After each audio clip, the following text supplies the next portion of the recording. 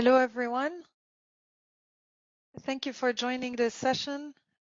This is Spark session number 7 on finding the right match using technology to link youth with jobs.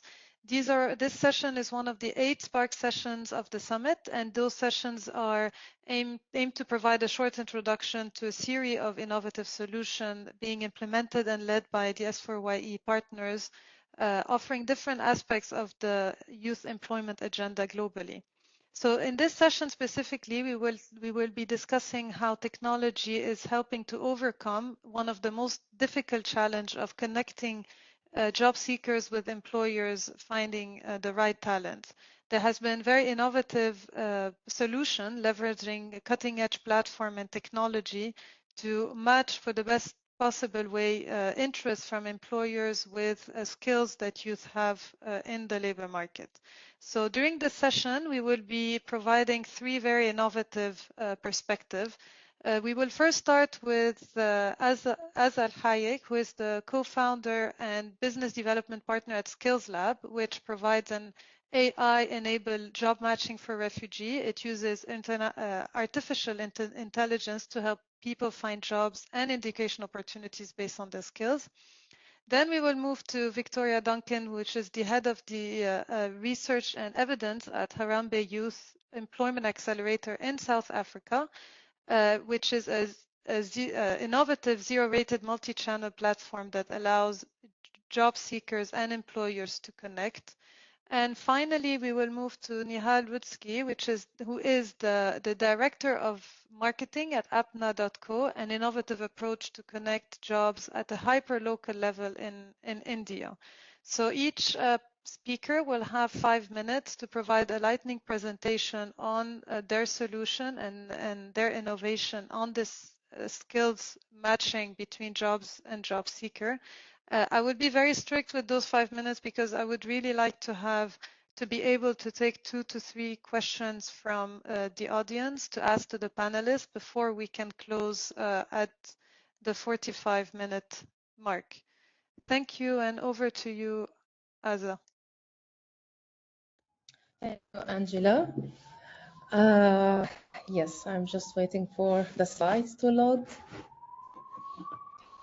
Yeah, okay. Thank you, Angela. As Angela just mentioned, I am Azza Al-Hayek. We are a company based in Amsterdam, and we are building a solution that leveraging the technology of artificial intelligence to connect people with jobs and education.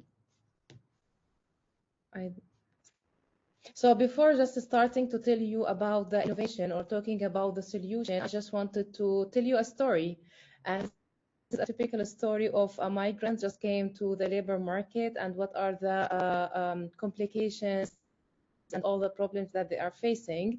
And I just want to tell you that this migrant is me myself, and this is one of the reasons why I created this company or co-founded this company.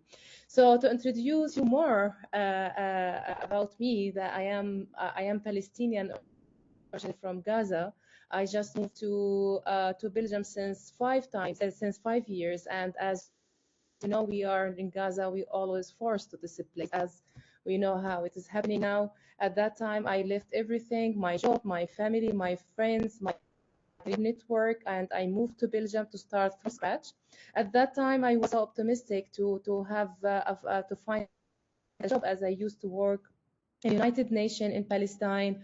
I am a computer engineer, and I thought those are the kind of jobs that will have potential in Europe, especially in Belgium, the headquarters of the EU. But the shock was when I was searching for job, I found there is a big gap between my skills and the skills that are needed here in the labor market. I decided to go to the career counseling services here in Belgium, and I filled my profile, and then after 1 week, actually they were so efficient to send me a recommendation to find a job, and the job was to work as a farmer.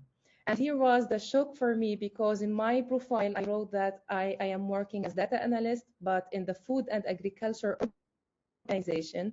So the counselor thought that I can work or I can fill a job as a farmer, because she just looked at the titles that I have, but she didn't realize what are the skills that I gained from my experience. So at that time, I decided to find solution for myself and to just identify the gap between the skills that I gained in design and while I used to work in United Nations, and to just map this gap with the skills are needed in for the same jobs actually in Belgium. So I was searching for data analyst, monitoring and evaluation, just to stick myself to those kind of jobs. Then eventually I was so lucky that I met the people who started to think about the solution, and it's only about migration, it's about a lot of marginalized job seekers in the labor market in Europe and different places, that there is mismatching between the skills for that people they gained in their previous jobs and also the skills that are demanded in the labor market.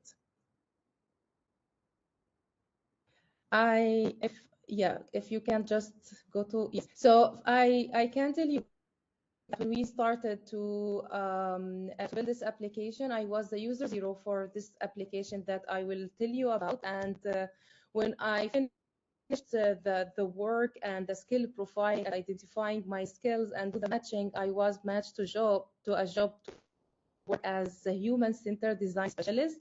And this is one of the titles that I even didn't expect or imagine myself that I will fulfill this kind of jobs. Even I didn't know what does it mean to be human-centered design specialist. But when I started to do this job, I realized that really I am using and utilizing my jobs, my skills. Next. So if you want to look here and at the problem and why this is happening, not only with me, but with a lot of people. Again, when I say marginalized job seekers, we are talking about refugees, migrants, people in transition, different kinds of transition from job to job, from sector to sector, and also the young people who still want to explore themselves. So the first problem that I realized from this journey, that there is insufficient labor market information. So people or job seekers, they don't have access to the information or the skills that are needed and on demand labor market. They have to be really well informed or have access to those portals to find what are the skills that they need to acquire so they can be employable in the labor market. The other problem I saw that it's the limited self-awareness, as people sometimes they underestimate the skills that they have. Some, especially with young people, they will say, okay, I just graduated from university, I don't have enough experience, I can't even build a CV, or I don't have enough skills to make me relevant for the labor market. The last point here in the job seeker part, the job title fixation, in the situation where I was and a lot of examples I met in my life, that we always fix ourselves in one choice. We always say, okay, I used to work as an accountant, I only have to work as an accountant. We don't have this open choices to see where we can invest more in our skills. And also in the career counseling guidance side, we don't have enough information and knowledge about all the experiences in the world. We can't expect even that from them. And also there is updated labor market information. There's not enough information about the skills and the competencies that they are in high demand in the labor market. So if we want to say what is the problem in general, if you can just click again, Sonamika, in the slide. So we are saying that the problem here is the information, the lack of information, and how people get access to this information. And based on that, we start to do our project. Next. So our idea here that I will present for you, that we are connecting the labor market all together, the stakeholder of the labor market, the people as the job seekers, the candidates, and also the education provider, because they are so important to be involved in the process to plan for the curriculum that is needed to fill the gaps, and also the employer together in one level of communication. And this level of communication is the level of skills, and I will tell you in details how we are doing this. Azza, Mm-hmm. um, If you can try to move quickly through, sorry to cut you off, but the 5 minutes are up. So if you can try to move quickly through the slides, please. Yes, okay. So as you see here that we are connecting people with jobs and education through a common language of skills. So we are facilitating communication by this application. I can go just direct to the next uh, slide, if you please. Yes. No, maybe the last slide, so I can just explain what exactly. No, next. Yes.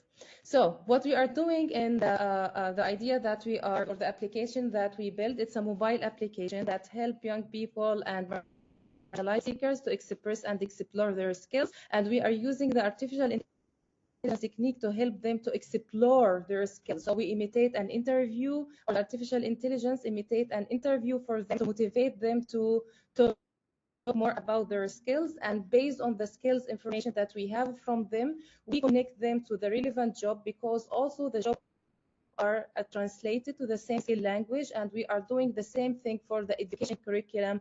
We translate the skill language, and as a result they can get career guidance using this tool by connecting them, by identifying the skill gap, recommending courses to cover the skill gap, and also by linking them to job opportunities that is relevant for their jobs. Next. Yeah. So as you see here, this is just some example of people how they found the value of our application or our tool, and we work in different countries in Egypt, in Lebanon, and also Iraq, in US, in Latin America, and different places. And we have this, we found opportunity really to help a lot of people to find their pathway in the labor market by using this technology.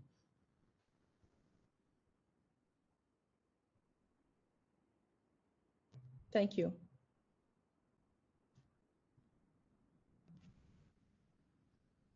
Thank you very much, Amza. Victoria, over to you. Great. Hello, everyone. I'm Victoria Duncan. I'm from Harambee Youth Employment Accelerator, and we operate the SA Youth Platform in South Africa. Can we click to the next slide, please? Next one, please.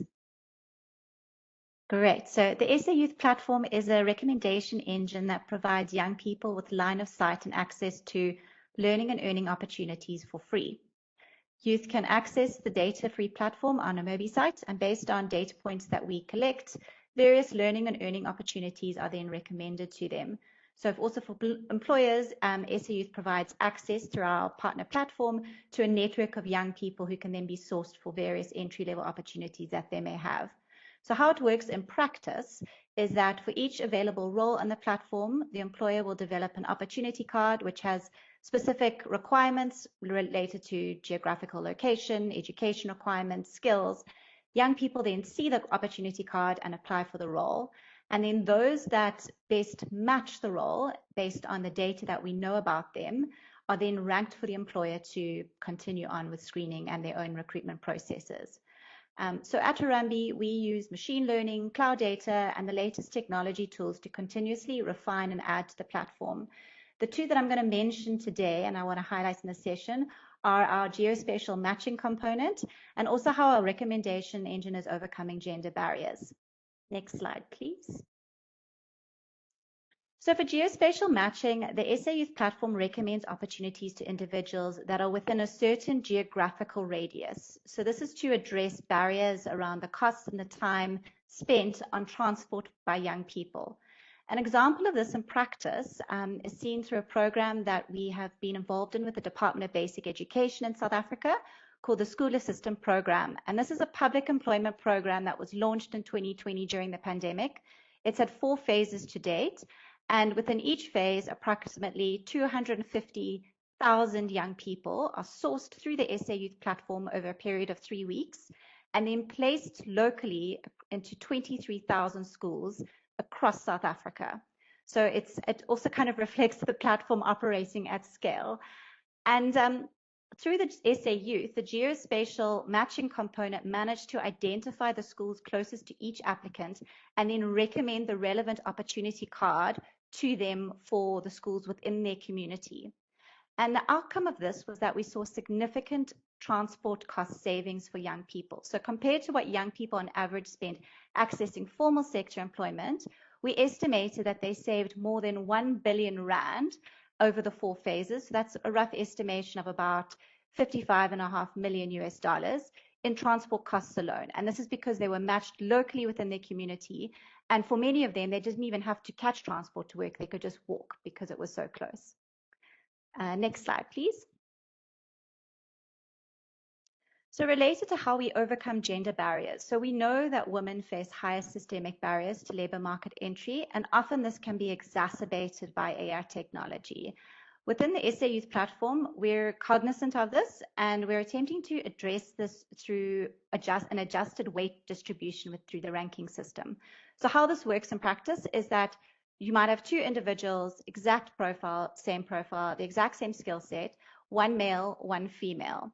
In the back end, what we'll end up doing is that when it comes up for the shortlist and the ranking, the woman will have a 5 percentage points higher weighting than the man, which gives her a small boost up the rankings, not enough to influence necessarily the outcome if there were skills differences or other factors, but just enough to kind of balance out some of this bias that we often see in data. Next slide, please. Just kind of to wrap up my super quick presentation, just some reflections with our platform and how we kind of approaching technology. I think we approach the outcomes of big data analyses with huge caution. We're well aware that there are market biases that we're aiming to counter, and that a lot of these market biases, like gender, are inherent also in our own data. And this is why our recommendation needs to deliberately compensate for inclusion, such as kind of the gender example that I gave above. We also found huge value in the utilization of technology and tools to translate dirty data, and you saw how big our network was and kind of some of the data we're getting through, into something that makes sense. So examples that we use in the back end is we might use machine learning techniques to segment data for ring-fenced analyses and studies. We use smart technology to assess voice notes for communication and literacy. And we also leverage AI to structure and understand free text inputs, such as, for example, inputting a job title that we've never seen before, being able to try determine what sector that might go in or what it's related to. We found that all emerging technologies are critical for supporting additional developments to the SA Youth platform and informing the recommendation engine algorithm, in addition to supporting our research and advocacy work. In terms of skills, we hire data science skills internally, but we have struggled with this. I think it's a universal struggle. And so often what happens is we end up partnering deliberately with external institutions and organizations to access technology and experts. So we might partner with private firms specializing in tech. We've got partnerships with universities and MOUs with certain universities. We also engage with interns over the summer holiday break and utilize their skills. And we also engage with the social sector, so volunteers and certain groups who might engage with us. So that's the SA Youth platform, and I look forward to questions a little bit later.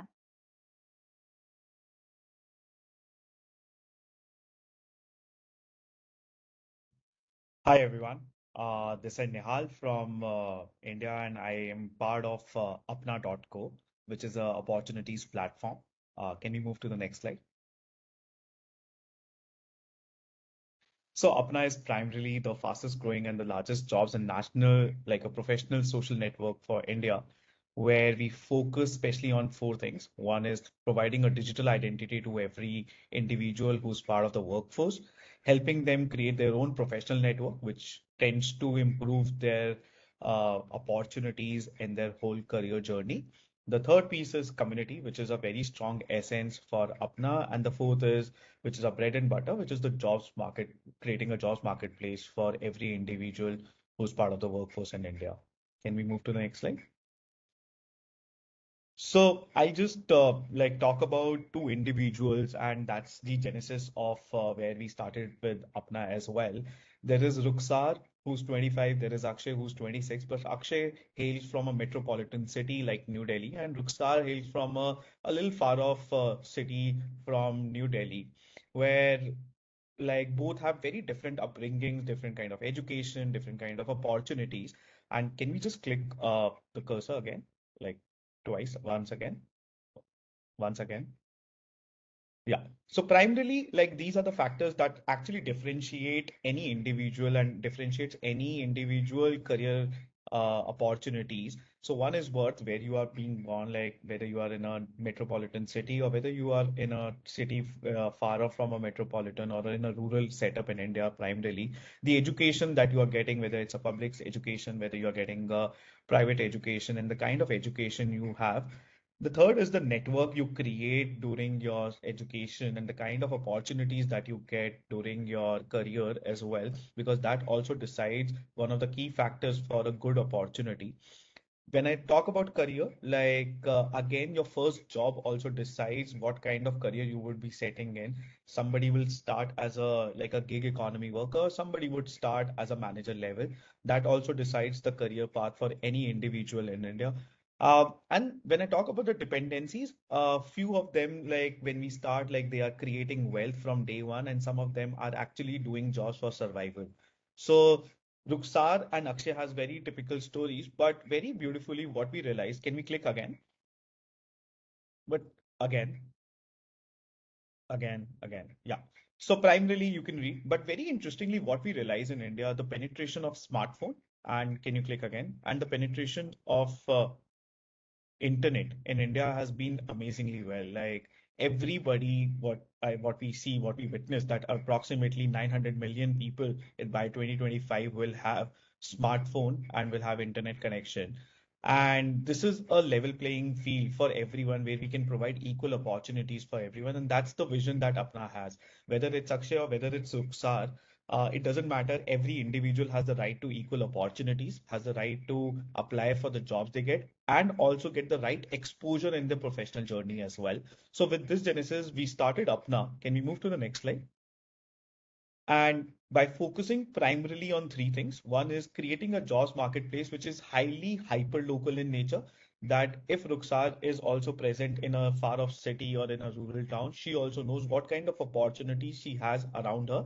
And if she wants to move or migrate to a better city, then also she knows what kind of jobs are available for her. Second piece is giving them a digital identity. We know that the one or top 2% of the talent of the workforce will always have a digital identity. They will have a resume, they will have a LinkedIn profile, they will have something or the other to represent themselves. But what happens to the next 95%? Like they actually need something very critical, which is a digital identity, and Apna helps in that. The third and the most important piece is the community, where we really focus on, where we have created vertical communities for all the individuals where they can exchange knowledge, ask for help, seek mentorship, ask for guidance, and what kind of opportunities are present in the market. They can also look out for mentors and guides there. Can we move to the next slide?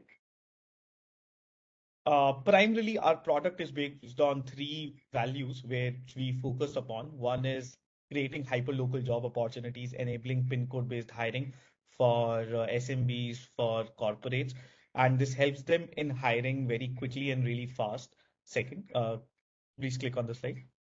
The third is relevancy, because every person who's coming onto the platform is optimizing for relevant jobs, whether it's a candidate or whether it's an employer.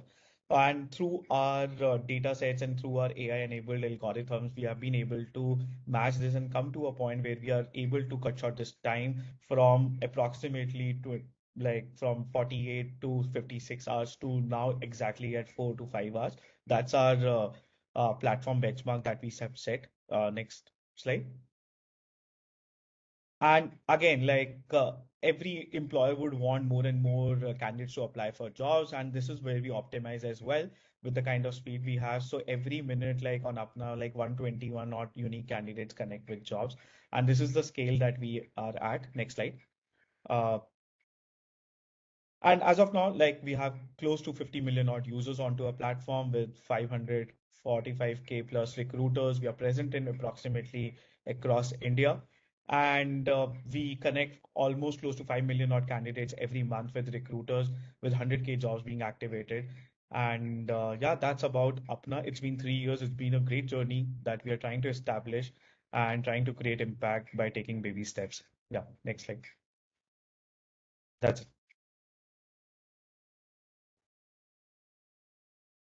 Thank you, Nihal. Thank you, Victoria and Azza. Those were very inspiring and innovative approaches you've been applying to improve youth connect to jobs. We have had several questions from left, so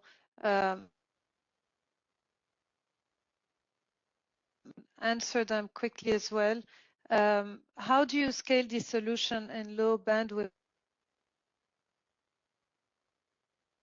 and reach higher number of youth? And given the concentration of higher paying job opportunities in major urban areas, does the matching in the local between residents and of local communities and cities? Maybe we can start with Nihal, then Azza, then Victoria, if you want to answer any of those three questions. One minute. Sure.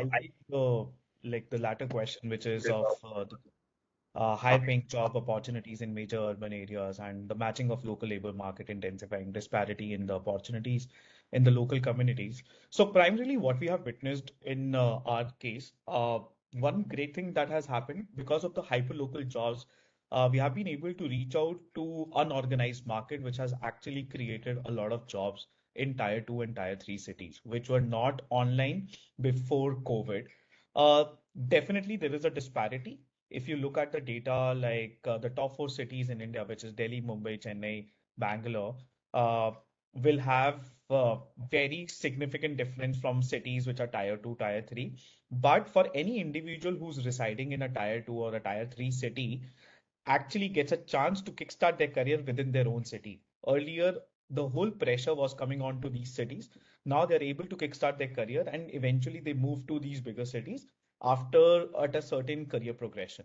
So definitely there is, I acknowledge the fact there is disparity, but it is coming out as a silver lining where a lot of people post COVID are moving back to their cities and preferring working in their environment, preferring their in local city than moving to these big cities. Thank you, Ali. Azza, over to you for a 1 minute response, and then Victoria. Yes, I can take the question that's related to the low bandwidth area, because this is one of the problems that is a big barrier for us, and we are trying to do using a lot of techniques to help people who are in areas where there is no internet access, or always they have internet access, good internet access. Some of those techniques we are doing is optimizing data usage, so we implement data compression, so it will be lighter when it transfer and transmit. And also we do many other techniques like progressive loading, caching, and we keep doing and testing those kinds of techniques to make it more light and accessible for everyone.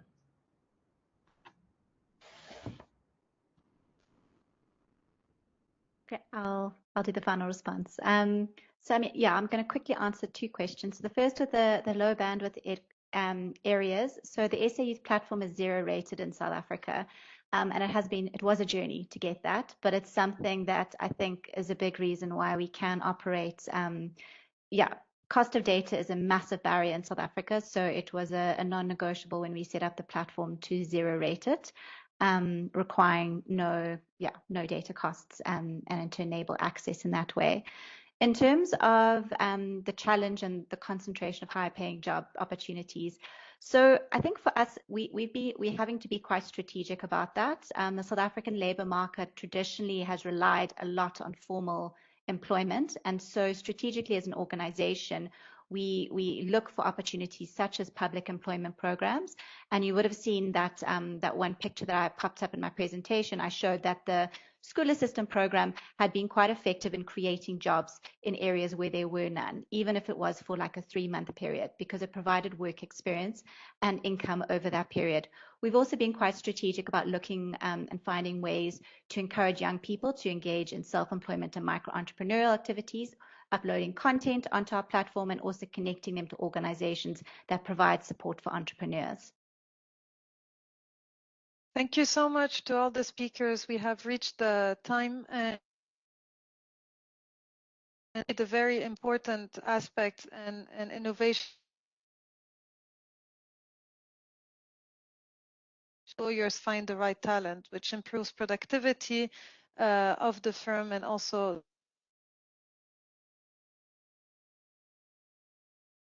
this session and invite you to join the next one, Win-Win, New Opportunities for Youth in Digital Health. And I wish you a very pleasant day. Thank you to all the speakers. Bye.